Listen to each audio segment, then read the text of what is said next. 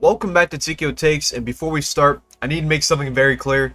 Just because a player is on this list does not mean I think they're a bad prospect. This was an insanely hard video to make because I actually really like this draft class. I think it's going to be one of the best in a long time. In fact, I think every single player we're talking about today deserves to be drafted and has a legitimate chance to become a good NBA player. The word overrated simply means I think they're ranked a tad too high compared to where I personally value them. With that being said, these are my 5 most overrated prospects in the 2026 NBA draft, and make sure to subscribe as I just dropped a video breaking down 40 of the best prospects you should know about in this draft, and I will be live streaming round 1 of the draft, so definitely stay tuned for that. And starting off at number 5, I've got Karim Lopez, and honestly, I already know some people are going to hate on this one because Karim Lopez has become one of the most popular international prospects in this draft class. There's not that many. He's the best. I understand why. He's a big wing. He has legitimate ball skills. He shows flashes of shot creation. He can handle in transition. And he's shown some passing ability. And when you watch his highlights, it's easy to dream about what he could become. The problem is that I think people are getting a little too caught up on the upside. I mean, that's a word people love to use, upside, and I've never really understood why it has so much meaning. When I watch Karim Lopez, I see a player with a ton of intriguing tools, but I don't always see the production matching the hype. The jumper is still inconsistent, the shot creation comes and goes, and the physicality isn't always there. And there are stretches where he can disappear for long periods of time. What worries me is that some people are talking about him like he's a guaranteed future star, simply because he's a 6'8" wing with skill. But having tools and consistently using them are two completely different things. Could Karim Lopez become one of the best players in this draft class? Absolutely. I'd say his ceiling is probably like a Josh Giddey, but his floor could be like Pacers Tyreke Evans, you know? And that's why I think he's a little overrated. I like him, I just don't like him as much as some people do. And then next up on the list at number 4, I have Alex Karaban from UConn. And if we're talking about the college basketball, you know, Alex Karaban, I love this guy. I loved him throughout his entire career. He's smart, he's tough, he's a winner, he spaces the floor, he makes winning plays, and he understands team defense. And he was also a huge part of one of the most successful programs in college basketball in recent memory.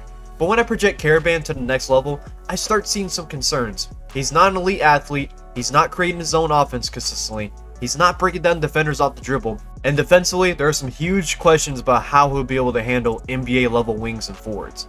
And if he was considered like a certified second round pick, he wouldn't be on the list, but lots of big boards have him in the first round, specifically in the 20s, and I just think there's better prospects than him in that spot, like Trevin Brazil, Baba Miller, Ryan Conwell, and his teammate Terrace Reed.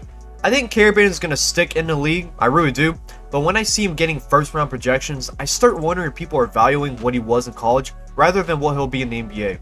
To me, he projects as a player that'll always be a role player rather than a future impact starter, and there's absolutely nothing wrong with that. I just don't think he'll completely translate his scoring prowess to the next level to justify a first round pick. He could go on to become a Cam Johnson type player, which would be great, or a Justin Jackson. Time's gonna tell. And at number 3, I have Cenac Jr. from Houston, who's a power forward / center, and which sucks because I hate this list. I hate this video because I like all these guys, but I have to make a top 5 overrated. You know, it's what gets the views. But I really like Cenac. I think he's a legitimate NBA prospect, and I wouldn't be shocked if he end up having a really long career as a starting or backup two-way big man. But when I look at some of the rankings I've seen lately, I think people might be getting a little ahead of themselves, and the biggest reason is this. A lot of the hype surrounding Cenac is based off what he could become rather than what he currently is, especially on the offensive end. But the defensive tools are absolutely real, this guy. He's got legitimate size, great length, strong rim protection instincts, and he's surprisingly mobile for a player his size. Modern NBA teams are always looking for centers that can protect the paint without becoming liabilities on the perimeter, and Cenac definitely has the athletic profile to do that. He's also a really good rebounder and runs the floor well. Those things are valuable. But when people start talking about him as a future two-way all-star level big, that's where I start having some big questions.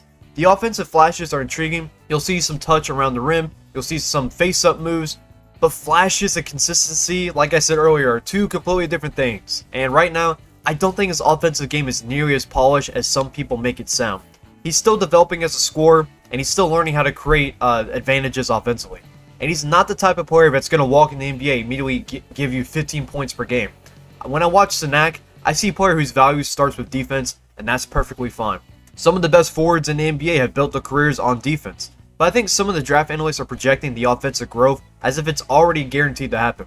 That's where I disagree, because every draft class has big men who have, who flash offensive upside and don't develop. There's been so many recently. Dragon Bender, Scout Labissiere, Bobo, and Thought Maker. So I think Chris Cenac could be a great two-way guy eventually. I think it's going to take a bit of time with this guy.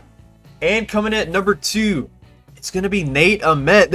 I love Nate Ament. I hate this. But let me start off by saying this. Nate Ament might have one of the highest ceilings in this entire draft. Because when you look at his combination of size, fluidity, shot making, ball skills, and overall upside, it's easy to understand why scouts love him. The flashes are ridiculous. A 6'10 forward moving like that, it just shouldn't make sense.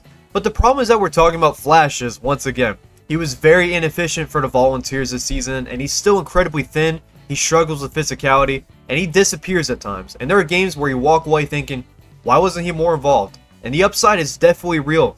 Upside. I mean, that's the key word with these guys, upside. But people are talking like his, ceiling is going to be like Kevin Durant, and that's his NBA comp.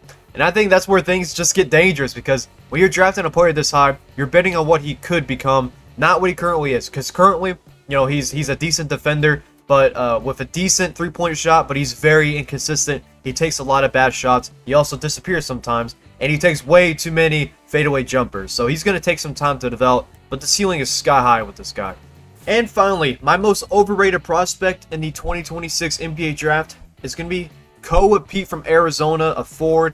Now, before Arizona fans start typing angry comments, hear me out. Let me cook. I actually, just like all these players, I like Koa Peat.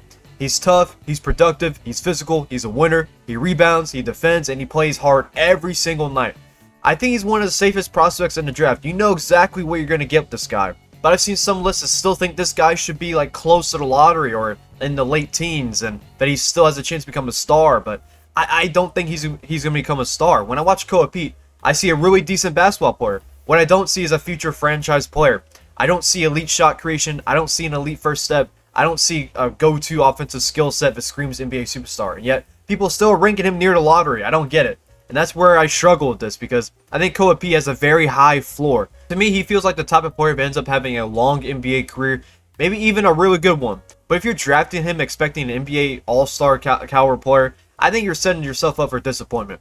He's a winning player. He's a safe player. But I think the hype has gotten a little out of control, and it has died down. I mean, he was a guaranteed lottery pick before the season started, and then he started to slip kind of out of the lottery. But you'll see in my official NBA mock draft, comes out the day before the draft, you'll see where I have Koa Peat, and it's pretty low.